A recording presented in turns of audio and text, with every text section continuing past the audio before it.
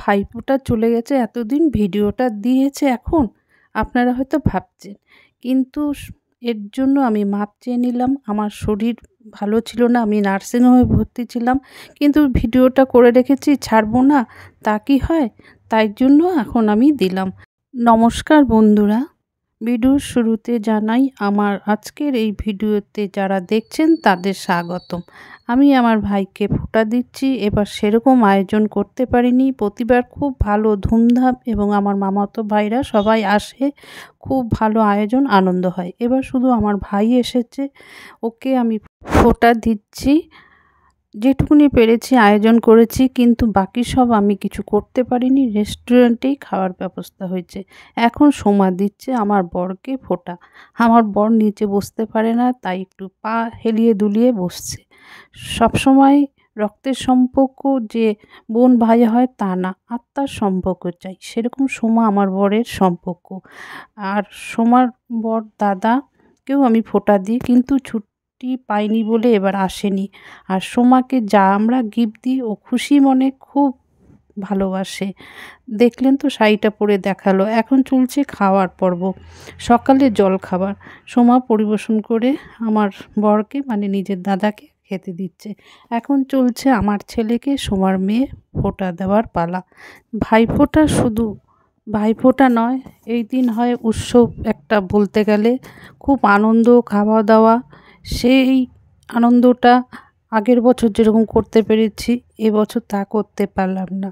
তবে সামনে বছর সুস্থ থাকি, ভালো থাকি, নিশ্চয়ই আমি করতে পারবো। আপনাদের বাড়িতে কীরকম ফোঁটা হলো কমেন্ট করতে ভুলবেন না।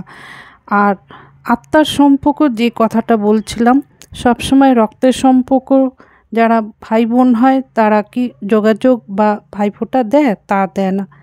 সবসময় অন্তর থেকে যাকে ভালোবাসবেন, অন্তর থেকে যাকে দাদা, ভাই, দিদি, বোন মনে করবেন, ঠিক যত কষ্টই হোক ফোঁটা দেওয়ার দিন কিন্তু চলে আসে। সেরকমই আমার এক দাদা, বলতে গেলে সোমার বরকেও আমি ফোঁটা দিই। উনি অনেক চেষ্টা করেছিলেন ছুটি নেবার জন্য, আজকে ফোঁটা দেওয়ার জন্য, কিন্তু আসতে পারেনি। তাই মনটা কিন্তু এখানেই পড়েছিল, কিন্তু আমাকে গিফট দেবার ভুলে যায়নি, গিফট ঠিক পাঠিয়ে দিয়েছে। আমি সামনের বছর চেষ্টা করব খুব বড় করে ভিডিও বানিয়ে আপনাদের ভাইফোঁটার আনন্দ উৎসবটা দেখানোর।